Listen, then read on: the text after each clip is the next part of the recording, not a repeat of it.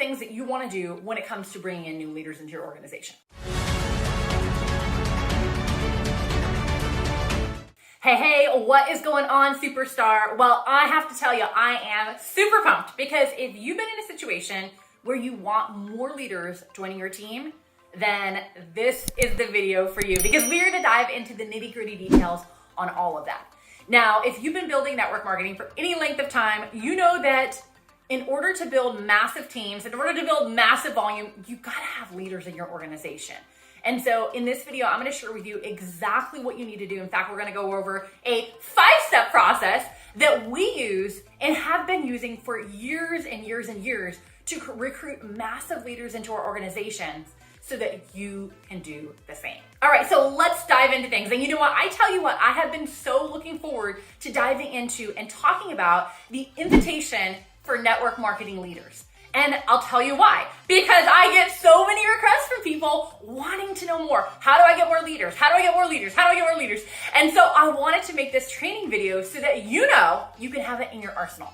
And so one of the things I want to bring up is that leaders are they're kind of a different breed. They're a different animal altogether. And so the things that you do when you're talking to the general masses or a lot of the people on your list is going to be a little bit different when you're talking to a leader, okay? We want to focus on bringing in quality. And when you bring quality, they will bring the quantity, okay? And a case in point is, so like myself and my husband, we had recruited about 140 people in our organization, personally sponsored, right? Over a 6-year period. So nothing crazy. It's like 2 people a month. But because we focus on quality and we help launch those new leaders to build their organization, those 140 people turn into a team of over 80,000 team members, okay? So focus on quality and they will bring the quantity. Now, we're gonna go over a 5-step process that we use to recruit and bring in new leaders into the organization. And one of the things that I want you to think about is that when it comes to recruiting leaders, this is different than the masses, okay? It's a different mindset, a different philosophy. And so I want you to think of bringing on new leaders as more of a courting process versus, someone you're trying to just have a quick conversation with and get in to join your team. Because leaders are different, okay? They have a lot of things that they think about. They think about how it's gonna work for them. They think about how it's gonna work for their team, the people that they know, right? That their contacts, their influence, right? They also think about what systems do you have in place. And I'll tell you, one of the main things that we've used to recruit leaders is by having a solid system in our organization that we can show them, hey, look, this is what we have. And now they're like, oh my goodness, not only will this work for me, and my life is busy, and I have a lot going on, but this will work for all the other people that I have connections with. And the heart of a true leader is also going to be seeing that their people can win and can succeed when they bring them into an opportunity, okay? So let's talk about this. So there's 5 things that you want to do when it comes to bringing in new leaders into your organization, all right? The very first thing is number 1, you need to get on their radar, okay? If they don't even know you exist, it's gonna be hard to recruit them in your business. So the first thing is you need to get on their radar. Now, most of us are building our business using some form of social media, okay? So, and this is beautiful because social media is, it's simple, it's easy, it's non-invasive.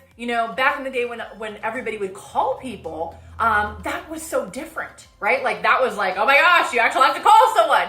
And if they didn't really know who you were, that could just be really strange, okay? But with social media, it's so much easier. So you're at a time and a place in the world at large where you have that working in your favor. And so the very first thing is we need to get on their radar. So how exactly are we going to do that? There's a couple of 3 things that we're gonna go through. First of all, when it comes to social media, doesn't really matter what platform, specifically Facebook and Instagram are basically the best for network marketing, but the very first thing that you need to do is you need to engage with their posts. Okay, you need to engage with their posts. So this is liking, commenting, putting a sticker, putting a GIF. Try when you're holding the likes down that you don't just put the thumbs up, but you actually hold it till it becomes a heart. And then make sure that you put something in the comment section, because a lot of times if they're a top leader or if they have a lot of influence, they have a lot of connections, they may have hundreds of people liking their posts. So they're not going to see you. So it's important that you are putting something in the comments. Stickers and GIFs are great because they're high visibility, right? Like you put a sticker and it's bigger. You put a GIF and it's like, woo, in their face, right? They cannot miss it. And so the first thing is we need to get on the radar. So you want to start engaging with their posts on a regular basis. Not that we're stalking them, we're just a couple times a week going on there, liking, commenting, and having a connection with that. The second thing is you need to connect and build a friendship. Okay. Now, this is really, really important because this is not like other things that you might do. Like a lot of times people, when you are prospecting them or recruiting and you just want to get some numbers on the board, you're having a lot of conversations with different people. With leaders, it's going to be maybe at a little bit of a slower pace, and you need to be okay with that. And that's why it's important that you have a lot of things in the hopper, okay? You're gonna have, everybody that you're gonna be focusing on, but then you're gonna have some marquee leaders that you wanna be bringing in as well. And so one of the things that I like to do, and this is something that I learned from Russell Brunson, and he actually learned it from somebody else altogether, but it's something that's an age-old concept in marketing. And while we are in network marketing, we can take the marketing concepts and apply them to our business. So we have something called the Dream 100. Have you ever heard of this? If you've heard of this, drop a yes down below. If you haven't heard of it, put I haven't heard of it down in the comment section and let me know. And so the Dream 100, what is this exactly? Well, if you could sit down and make a list of all of the rock stars who you would love to have in your business, you know that if they came in, they would radically change your organization, right? They could rocket to the top of the compensation plan. Like they could be the next, major rock mover and shaker in your company. Okay. So what we want to do is we want to compile who these people are so that they're all in one central spot. So you can do that on Excel spreadsheet. You can do that like if you have a journal or a notebook or something like that, but you want to have this in a special place because we're going to be referencing this. Okay. And this is what we're calling our Dream 100. We want to come up with 50, 100 names of people that we know they are massive influencers, okay? And we want to get them all in one spot because what we're going to do is we're going to start focusing on building a friendship with these people.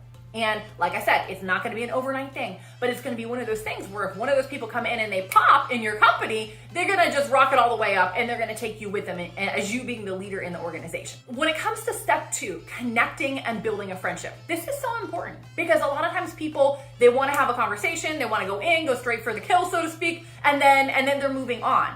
And here's the thing is there's different kinds of leaders, right? There's leaders that are in the network marketing profession.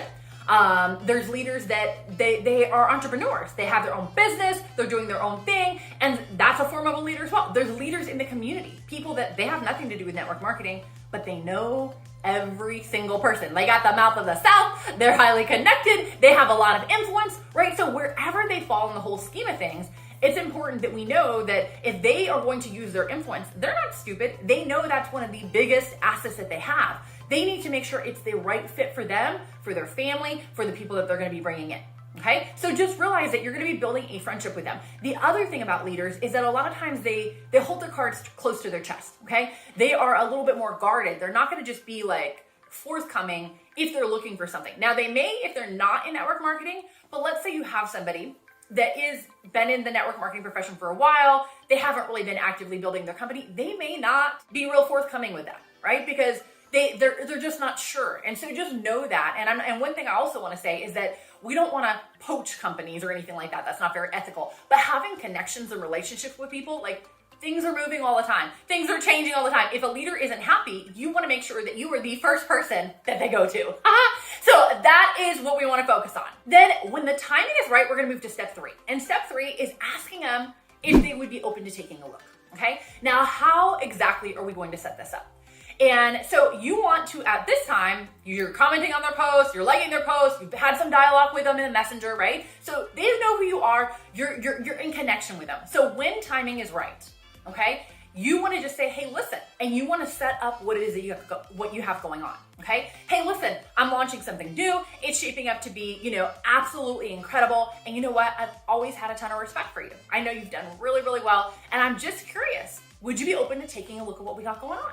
Right? A couple things in that invitation, okay? So first of all, we're talking a little bit about the big picture of what we have going on, okay? So like why we're excited, okay? The second part is that you are framing it that you have a lot of respect for them. Like you value their opinion, you know that they're, a rock star in anything that they've ever done.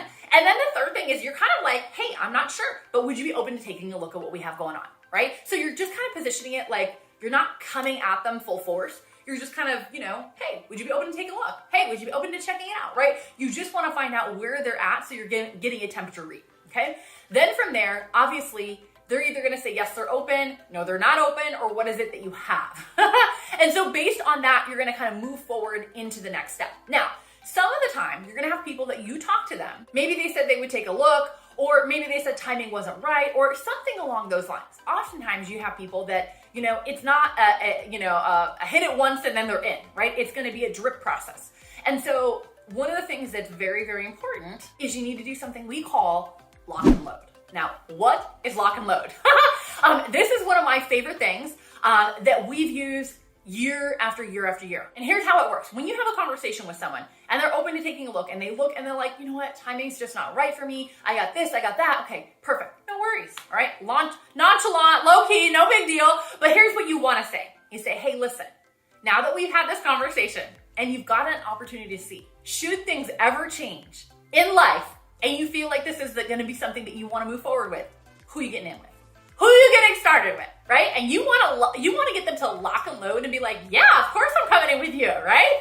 And that's so key because everything changes, right? You're talking to someone and they are, everything's going amazing, and then something shifts in their life, right? They may, something changes in their practice if they're, entrepreneur, something changes in the marketplace, like everything changes. And so what you want to do is you want to lock and load that person.